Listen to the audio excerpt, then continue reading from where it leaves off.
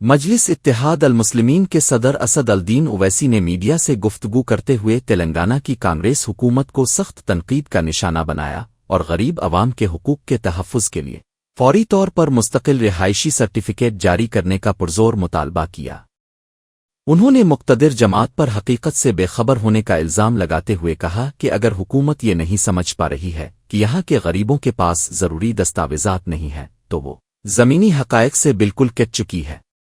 مجلس کے سربراہ نے بی جے پی کے مرکزی وزراء کو بھی آڑے ہاتھوں لیا اور سوال اٹھایا کہ وہ اس سنگین معاملے کو الیکشن کمیشن کے سامنے اٹھا کر پین کارڈ، ڈرائیونگ لائسنس اور فوڈ سیکیورٹی کارڈ کو متبادل کے طور پر قبول کرنے کی سفارش کیوں نہیں کرتے۔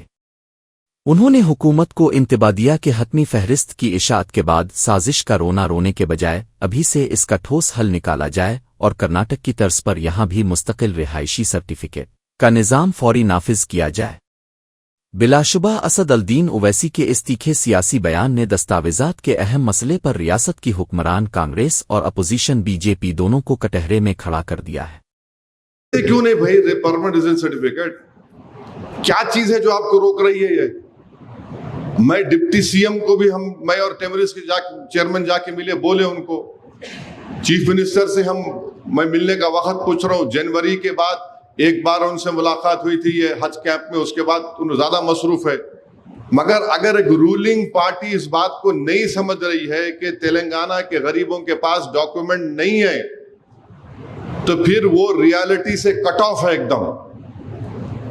بی جے پی کے دو ایم پیز یہاں کے یونین منسٹر ہیں، وہ کیوں نہیں بول سکتے جا کے الیکشن کمیشنر آف انڈیا کو کہ بھائی پین کارڈ، ڈرائیونگ لائسنس اور آپ کے جو فوڈ سیکورٹی کارڈ قبول کرو اس کو؟ رولنگ پارٹی اس کے بارے میں بات نہیں کر رہی۔ تو ہم تلنگانہ کی گورنمنٹ سے یہ ڈیمانڈ کرتے ہیں کہ فوراً تلنگانہ میں آپ پرماننٹ ریزیڈنس سرٹیفکیٹ دیجئے اور اس کو آپ بنیاد بنائیے۔ بھائی اگر آپ بنیاد بنا سکتے ہو، اس کو کیا بنیاد بنا سکتے کہ کوئی یہاں پر پیدا ہوا تلنگانہ میں، اس کے پاس 2002 میں اگر اس کا نام ہے،